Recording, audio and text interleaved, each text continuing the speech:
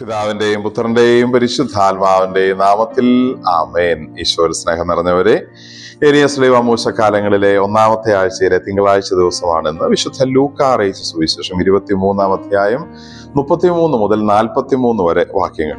ഈശോയുടെ കുരിശിൽ തറയ്ക്കപ്പെടുന്ന സന്ദർഭത്തിൽ ഈശോയുടെ കുരിശിന് ഇരുവശവും കിടന്ന കള്ളന്മാരുടെ പ്രതികരണവും താഴെ നിന്ന് കണ്ട ആളുകളുടെയും ജനപ്രമാണികളുടെയും ഒക്കെ പ്രതികരണങ്ങളും ഒപ്പം ഈശോയുടെ പ്രതികരണവും ഒക്കെയാണ് നമ്മൾ ഈ സുവിശേഷ ഭാഗത്ത് കാണുന്നത്.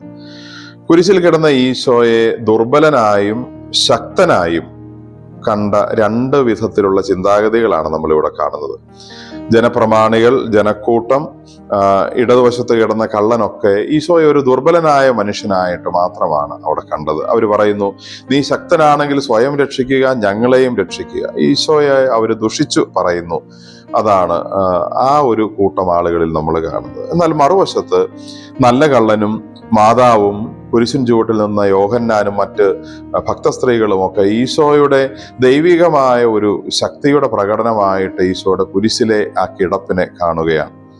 ഈശോയുടെ ബലം, ആത്മീയ ബലം അവർ തിരിച്ചറിയുന്നു. അങ്ങനെയാണ് അവൻ ശാന്തനായിരുന്നു.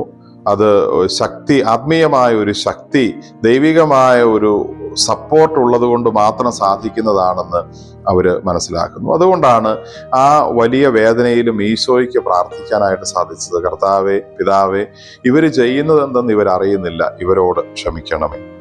കുരിശിൽ കിടക്കുന്ന നിരാലംബനായ ബലഹീനനായ ഒരു മനുഷ്യനോടല്ല, സ്വർഗത്തിന്റെ പടിവാതിലിൽ നിൽക്കുന്ന അതിശക്തനോടാണ് വലതുവശത്തെ കള്ളൻ പറുദീസ ചോദിച്ചത്.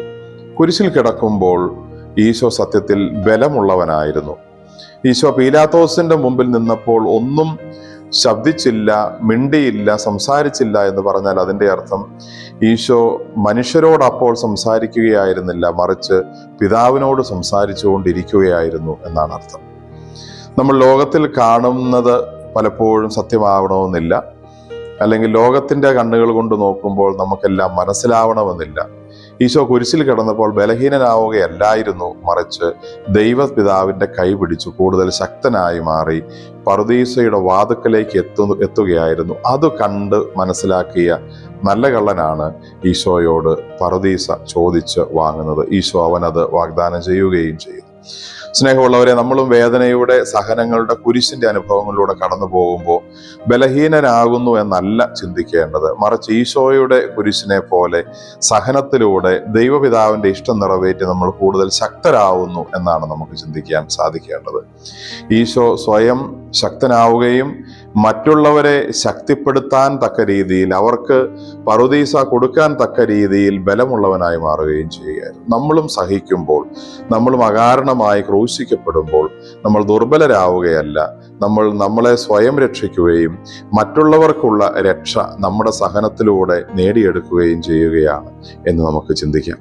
അതുകൊണ്ട് തന്നെ കുരിശുകളെ, സഹനങ്ങളെ കുറച്ചുകൂടി ശാന്തതയോടെ, സന്തോഷത്തോടെ സ്വീകരിക്കാൻ നമുക്ക് സാധിക്കാൻ ദൈവം നമ്മളെ അനുഗ്രഹിക്കട്ടെ. നമുക്ക് പ്രാർത്ഥിക്കാം.